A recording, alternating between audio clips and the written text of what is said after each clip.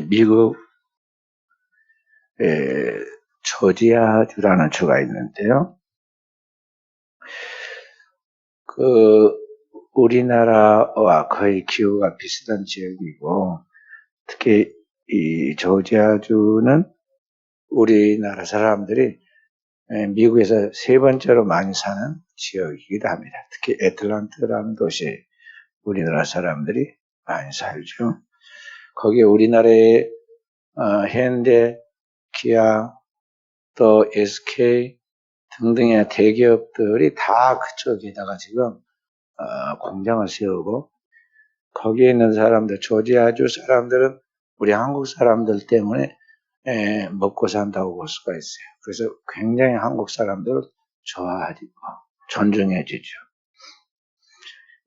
그 조지아주의 작은 마을, 플레인스라는 마을이 있는데, 이 시골 마을에, 플레인스라는 시골 마을에 1961년도에 지은 방 2개짜리 허름한 농가주택이 있습니다.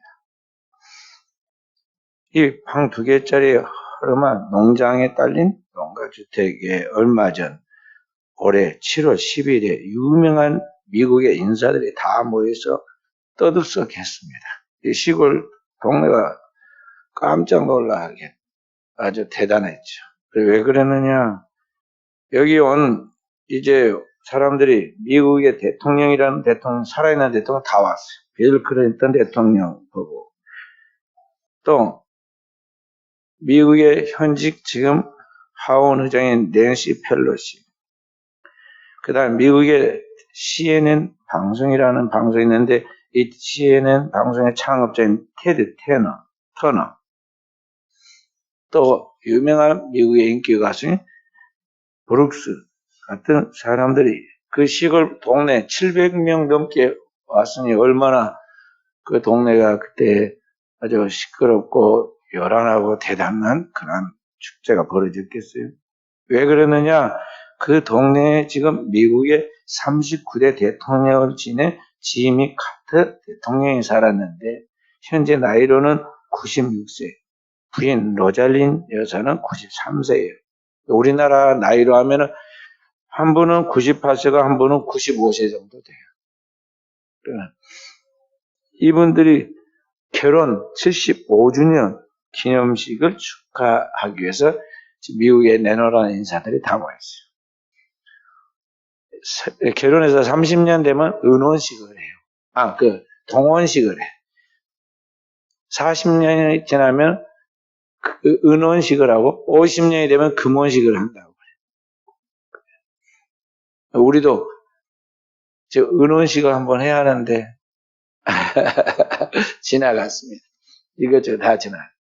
근데 그 정도가 아니라 결혼 75주년이 됐으니까 두 부부가 얼마나 장수하면서 지금 잘 살고 있어요. 그래서 그 자리를 축하하기 위해 모였어요.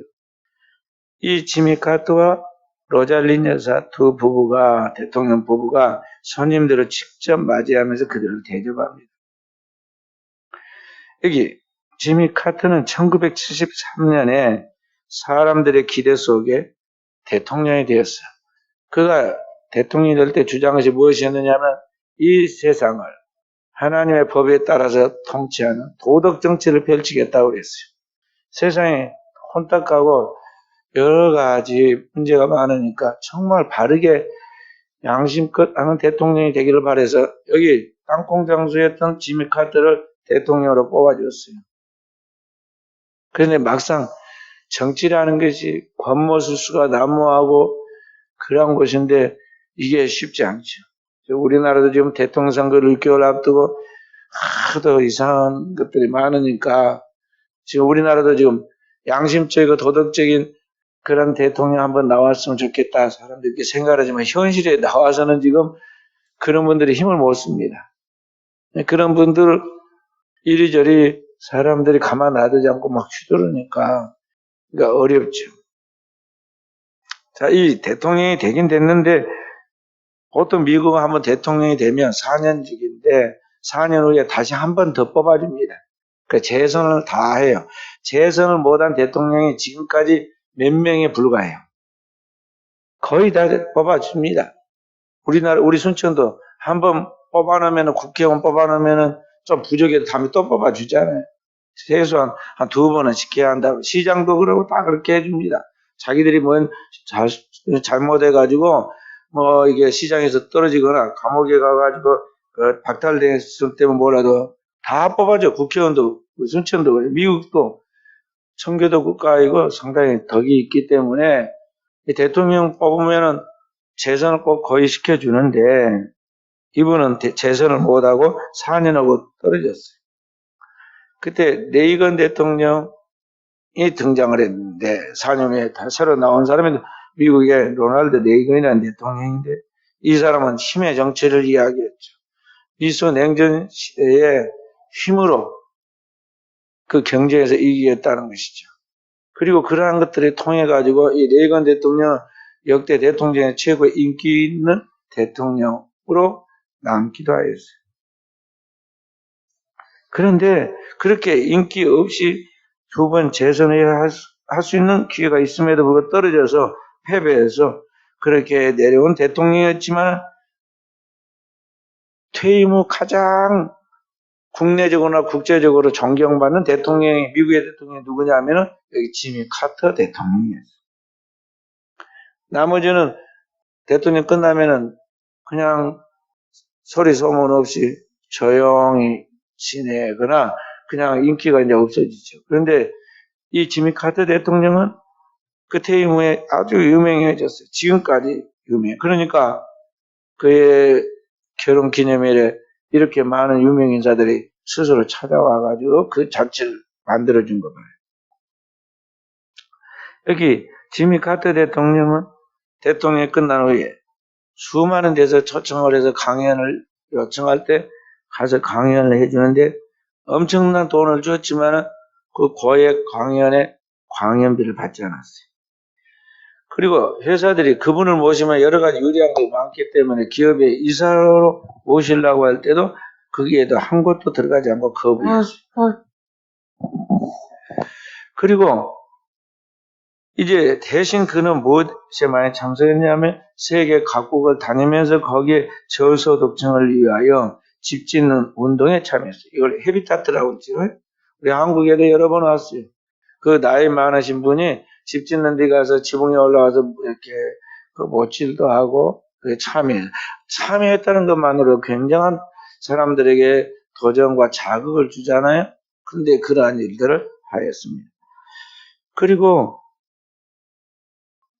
질병을 퇴치하는 일에 또 여러 가지 인권운동에, 우리나라 같은 경우에도 저기 미국 대통령이었던 이 지미 카터가 우리나라 와가지고 저기 북한에 가서 북한의 김일성도 만나서 전도하고, 우리 현직에 있을 때는 우리나라의 대통령도 만나가지고 예수 믿으러 권면했는데 말 안 듣다가 결국은 나중에 믿겠다고 했는데 예수 못 믿고 비운해 죽었잖아요.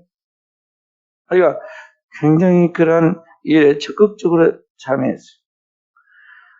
그는 퇴임 후에 도시에 살지 않고 자기 고향 집으로 돌아와서 그 집에 사는데 오늘날 현 시가로 하면은 21만 3천 달러 집에 살았어요. 우리나라 돈으로 하면 2억 5천만 원 정도의 집이에요. 어떤 이 순천에 조그만 그런 농가주택, 농토가 딸린 주택 지으면 아마 그 정도 나갈 거예요. 그 정도인데 그런 농장주택에 살았어요. 방 2칸짜리. 방 2개 있는 그 집에 그렇게 살았어요. 그 토요일이면은 일반 서민들과 똑같이 초청받은 이웃집에 가가지고 걸어가서 종이로 만든 일회용 접시에 음식을 담아서 서로 나누어 먹고 그리고 돌아왔어요. 그래 아무도 그 시골 허름한 집에 살고 또 거기에 살면서 이렇게 소박하게 사람들과 어울려 사는 이 노파에 대해서 대통령이라고는 생각을 할 수가 없죠. 아무도 대통령이라 모르는데 그가 대통령이라는 게 확실하게 그렇게 알 수 있는 것은 뭐냐면은 늘 그 분이 움직이는 그 뒤에는 비밀 경호원 3명이 몇 걸음 뒤에서 따라서 함께 걷고 있다는 거예요. 대통령을 지내보니까 경호를 해주잖아요. 근데 그것도 비밀 경호원이 3명밖에 없어요. 3명. 그 사람들이 다 대통령을 보좌하고 주시하고 그렇게 하죠. 그분이 늘 시골 교회에서 대통령의 재직 중일 때도 가가지고 주일학교 교사였기 때문에 가서 교사로서 학생들을 가르치고 끝나고도 다시 또 그 교회에 와가지고 교회에서 성경 공부만을 가르치고 그랬어요. 멋지지 않아요? 하나님 앞에서 우리가 신앙 안에서 생각해 볼 때 멋있지 않느냐. 그러나 우리 한국처럼 실제로 현장에서 보면 얼마나 초라하겠어요. 대통령인데 세계를 쥐락펴락하는 세계의 대통령인데 대통령이 그렇게 산다는 걸 얼마나 초라한 모습이겠어요. 그런데 그분은 그러한 삶은 자신의 삶을 자연스럽게 받아들이고 실행해 나가고 있다는 거죠. 그러나 그들의 삶 속에서 우리는 오늘 사람이 하나님을 믿고 거듭나서 그리고 살아갈 때 그리스도인으로서 이 세상 속에서 어떻게 사는 것이 가장 하나님을 기쁘시 하는 삶인가를 보여주는 또 그리스도인으로서 삶 속에서 하나님 앞에 향기가 나는 그리스도인의 생활의 삶이 어떤가를 보여주는 그런 모습이라고 볼 수가 있어요. 그래서 오늘 사도 바울은 우리가 복음을 알고 복음을 통해서 그리스도 예수의 구원에 놀라운 은총을 덧입은 사람이고 그렇게 해서 거듭난 하나님의 사람이 되었다면 자 어떻게 우리가 살아야겠느냐 하면서 그리스도인의 삶을 오늘 말씀하면서 오늘 그리스도인이 그의 삶을 통해 하나님의 영광을 돌리는 삶은 이러하다고 가르쳤는데 그게 로마서 12장의 1절, 2절의 말씀. 그래서 첫째는 오늘 제가 말씀드린 것이 2절에 나와 있는 것으로서 오늘 내 몸을 하나님 앞에 드릴 때 오늘 우리가 살아가는 이 시대의 환경에 영향을 받지 않고 시대의 흐름을 따라 살지 않고 확실하게 거듭나는데 우선순위를 두고 거듭나서 살아가면서 세상 속에 그리스도의 뜻이 무엇인가에 대한 하나님 뜻을 분별해서 그것을 보여주는 삶을 살아야 한다는 것을 말씀드렸어요.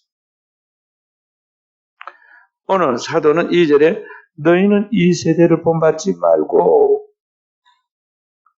오직 마음을 새롭게 함으로 변화를 받아 하나님의 선하시고 기뻐하시고 온전히 무지 분별하도록 하라. 세 가지를 이야기했어. 이 세대를 본받지 말아라. 인간은 환경에 영향을 받고 살아가는 존재들이에요. 인간의 행동은 환경의 영향 속에서 그게 나타나게 되고 있어요. 그래서 맹모 삼천지교란 말처럼 맹자의 어머니가 그 사랑하는 아들을 바르게 잘 키우려고 했는데 환경에 영향을 받고 말았어요. 아이가. 그래서 공동묘지 곁에 가까운데 거기에 집이 있어서 거기서 살게 되었더니 아이가 늘 그 공동묘 사람 죽어가지고 상에 메고 올라갔다 내려갔다 보고 곡하는 소리를 배우고 곡하면서 거기에서 연출하는 것을 보면서 그 머리가 좋아가지고 금방 따라하는 거예요. 아, 이게 아닌데, 그럼. 그 다음에 어디로 갔어요? 시장통으로 또 가까운 데로 이사했대. 이번에 또 이제 장사하는 것을 보고 듣고 배워가지고 금방 따라서, 이것은 얼마요? 이것은 뭐 어떻게 하면서 계속 그것만 하는 거야. 그래서 이건 아닌데, 그 엄마가 나중에 서당 학교 옆으로 이사를 데리고 왔더니 아이가 그때부터는 하늘천 따지 하면서 막 공부를 하는데 청명해가지고 다 하더라잖아. 그래서 됐다 그러면 그때 이제 거기에 머물렀다잖아. 그러니까 인간은 이 인간의 행동, 환경에 영향을 받아요. 누구든지 그렇게 되었고 있어. 그래서 예를 들어서 부모가 술을 먹고 술주정을 하고 맨날 싸움을 하고 집에 와서도 자녀들을 폭행하고 그런 환경에서 자란 자녀들이 얼마나 아버지가 싫겠어요? 미흡겠어요? 그래서 내가 저런 분은 아버지라 부르지도 않고 그 부모랑 안 살아야겠다. 그랬는데 나중에 자라놓고 보면은요, 자기도 모르게 깜짝 놀랄 일이 생겼는데 자기 아버지처럼 자기가 술을 먹기 시작하고 술을 먹고는 주정을 하고 폭행을 하는데 다없이 자기 아버지야. 그 모습이. 그게 왜 그러냐? 환경 속에 살아가면 그 영향을 받게 돼갖고 보고 듣고 느끼고 그게 몸에 자기도 모르게 스며들어서 그렇게 된다는 거죠. 그래서 오늘 우리가 살고 있는 이 역사 속에 우리가 살고 있는 이 환경이 죄악된 환경이고 타락한 환경이죠. 그러한 정신 구조 속에, 그러한 문화 속에, 그러한 문명의, 그러한 그 모든 속에서 우리가 살아가고 있기 때문에 보고 듣고 느끼고 생각하면서 나도 모르게 이게 나의 속에 들어와서 나의 모든 이 세계관을 만들어버려요. 그래서 내가 세상을 쫓아가면 안 되는데 세상의 환경에 영향을 받아 세상을 쫓아가는 거예요. 그래서 그리스도인 세상 속에 영향을 받지 않는데 세상 속에 영향을 받고 나가는 걸 보고 세속화가 됐다 그러는데 이 세속화가 되고 세속적인 그 흐름 속에 사는 걸 세속주의란 세속주의로 교회가 흘러가고 있어요. 바로 이러한 것들에 대하여 그리스도인은 끊으라는 거죠. 이 세상에 있는 걸 다 좋은 줄 알고 따라가면 안 된다는 거예요. 환경에 영향을 받지 말아라. 이 세대를 본받지 말아라는 거죠. 다 보니까 보고 다 사니까 사는 것 같이 해서는 안 된다는 거죠. 이 시대는 다 그래요. 다 사람들 그래요. 다 40살 넘어서 장가가고 뭐 쉬운 데서 해도 아무 상관도 없어요. 근다고 해서 다 그때 따라가고. 그러지 않아요? 지금은 다 결혼 않고 그냥 살아도 누가 뭐라 할 사람도 없고 다 그렇게 그것이 낭만이고 멋이라고 생각해요. 그런다고 해서 이 시대의 풍조를 따라가면 안 된다는 거죠. 이 세대 본받지 말고 마음을 새롭게 함으로 변화를 받아. 마음을 새롭게 하는 우리의 마음은 이 마음을보다 부패한 건 인간의 마음이다 그랬는데 이 마음을 어떻게 새롭게 하느냐? 오늘 우리 안에 그리스도 예수를 영접하고 그리스도 예수를 믿는 가운데 우리의 영과 함께 새로워지는 것인데 그것은 주님이 말씀한 것까지 중생하는 거예요. 물과 성령으로 거듭나는 확실한 체험을 해야 한다는 거죠. 그래서 새로운 피조물이 돼요. 살아가면서 오늘 우리가 거듭난 새 생명으로서 내 안에 하나님의 뜻에 대한 분명한 지각을 갖고 나가는 거죠. 그러니까 옛날에 우리가 살아가는 삶의 가치관과는 완전히 다른 하늘의 가치관을 우리 안에 형성하게 되는데 그게 뭐냐? 성경을 통해 우리에게 계시한 하나님의 뜻이 있는데 그 하나님의 기뻐하신 뜻이 뭐냐? 하나님의 선하신 뜻이 무엇이냐? 그리고 하나님 앞에서 온전하게 살아가는 그 하나님 앞에서의 삶이 무엇이냐에 대한 하나님의 뜻을 찾아서 바로 거기에 매진한다는 것이죠. 물과 성령으로 거듭난 하나님의 새로운 피조물로서 우리가 선한 양심과 거짓 없는 믿음과 깨끗한 마음을 가지고 이게 하나님이 내게 가르쳐준 내가 확실히 하나님을 붙잡은 그 하나님의 진리의 말씀을 붙들고 그 말씀이 내 안에 완성되어 그리스도의 인격을 이루고 그리스도의 세계관인 새로운 패러다임을 갖출 때까지 우리는 그 거룩한 목표에 향하여 달려간다는 것이죠. 이게 필요해요. 그 하루아침에 이 땅콩 장수에 뜬 카트가 전 세계 많은 사람들이 존경하고 그의 선한 삶을 본받으려고 아까 그런 영향력을 미치는 건 아니에요. 그 교회, 한 교회를 섬기면서 대통령이 되기 전이나 대통령이 되었을 때나 대통령이 되는 후에나 여기 조지아주가 미국 동남부 쪽에 있는데요. 워싱턴은 미국 북동쪽에 있다고요. 북쪽 동쪽에. 그리고 거기까지 비행기를 타고 왔다 갔다 한다는 건 쉬운 일이 아니에요. 그런데 매주일 주일학교를 돌보기 위해서 대통령이 재직 시절에도 거기까지 내려왔다. 그래서 자기 맡은 일을 충실했어요. 일주일 동안 국무 일에, 국가 일에 바쁘지만은 하나님 앞에 맡은 일에 삶의 우선순위를 두고 여기에 전념해서 끝나고 나서 역시 변함없이. 그렇게 할 수 있었던 건 뭐냐면 하나님 앞에 그가 확실하게 거듭났고 중생한 사람으로서 자신의 영혼의 속사람이 그에게 성령으로 인도함을 받아서 가르친 대로 인도한 대로 그 하나님 기뻐하신 삶을 살아냈던 것이죠. 그 많은 영성과 영력이 쌓였기 때문에 그렇게 할 수 있는 거야. 아무나 흉내낼 수 있는 게 아니었던 거죠. 그래서 오늘을 또 우리가 하나님의 축복받는 하나님의 백성으로 살아가도록 하기 위해서 이러한 영적인 수준, 이 영적인 그러한 삶이 몸에 배일 때까지 우리가 주님 앞에 꾸준히 자기의 영적 성장을 위하여 달려가야 돼요. 그래서 우리 사도 바울은 디모데에게 쓴 목회서신 디모데서 4장 15절에 뭐라고 그러냐면 너는 전심전력하여 너의 진보를 모든 사람에게 알게 하라 그랬어요. 디모데가 나이가 어리니까 사람들이 함부로 할 수가 있는데 아무도 내 연수함을 없이 여기지 못하게 하고 하나님의 말씀을 읽는 것과 가르치는 것에 전념하면서 네가 스스로 전심전력하여 너의 진보가 나타나서 모든 사람이 너로 하여금 함부로 할 수 없게 하고 너가 정말 확실하게 섰기 때문에 사람들이 존경하고 따르게 만들어라 그런 말이에요. 우리는 그런 거룩한 목표를 가지고 생각을 해가면서 하나님 앞에 생각을 해가면서 살아야 하는데 가만히 있으면요. 물고기가 가만히 있으면 아무리 큰 둥쩍은 고래라 할지라도 아무리 날카로운 이빨 가진 상어라 할지라도 가만히 있으면 떠내려가지고 폭포에서 추락해가지고 그 항상 조각이 날 수밖에 없어요. 물을 거슬러 올라가는 물고기처럼 자기 자신이 하나님 앞에서 영적인 그런 일에 전심전력하고 자기를 쳐서 복종시키고 하나님의 거룩한 뜻대로 살기 위해 몸부림을 쳐야지 하나님이 우리의 연약함을 아시고 성령으로 도와주시지 가만히 있고 누워있으면 은혜가 저절로 쑥쑥 들어오고 하나님의 말씀이 들어오느냐 그게 아니다는 거죠. 아니에요. 예를 들어서 오늘 하는 설교의 말씀을 여러분이 오늘 하루만 7번 들어봐요. 처음에 들었을 때 설교의 감동과 7번째 들을 때 감동이 완전히 달라요. 달라. 제가 우리 교인들 옛날에 해봐서 1부에부터 7부에까지 들어보니까 말이에요. 7부에 때 완전히 하나님의 은혜의 도가니가 돼. 똑같은 설교를 했거든요. 그날. 근데 첫 번째 들을 때는 날똥말똥하고 말이죠. 좋은 사람도 있고 그래. 그래서 제가 우리 성도들한테 유튜브에 올려놓은 말씀을 7번 들으라는 게 그거예요. 하루에 한 번씩 일주일에 7번 들으라. 다 알고 있다 들었다 한 번 들이 다 안다고 생각하면서 자기가 자기 생각 속에 지금 속고 있는 거야. 학생이 공부할 때 한 번 책 봤다고 다 알아지느냐? 안 그 같이 눈이 글자를 읽을 줄 아니까 읽긴 읽었지만은요 거기서 자기가 지금 이해하는 것은 한 7분의 1이나 이해했다고 볼 수 있어요. 반복하고 계속 복습하는 가운데서 거기에서부터 이제 실력이 나오거든.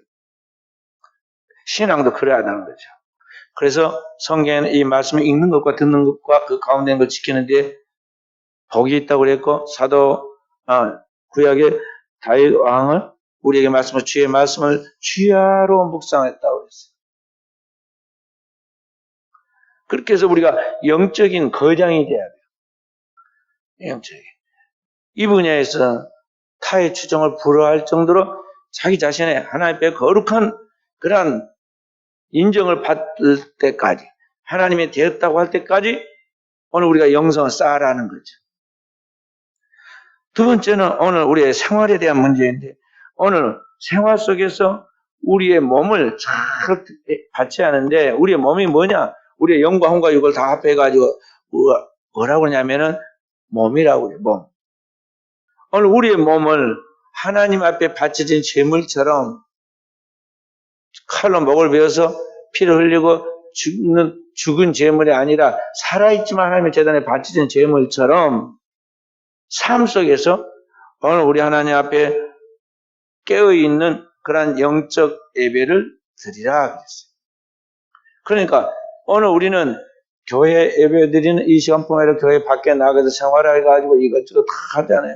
설거지를 할 때나 시장을 볼 때나 학생이 학교를 갔을 때나 올 때나 우리가 사람을 만나가지고 그래서 대화를 할 때나 항상 우리는 하나님 앞에 서서 하나님께 나의 몸을 지금 바치는 제물처럼 생각하면서 정말 주님이 나를 통해서 무엇을 드러내고 싶어하는가? 나는 주님 앞에 어떤 영광을 지금 돌리고 있는가를 생각하면서 나를 통해서 주님이 드러나고 주님의 영광이 나타나도록 그렇게 깨어있는 삶을 살아가는 거죠.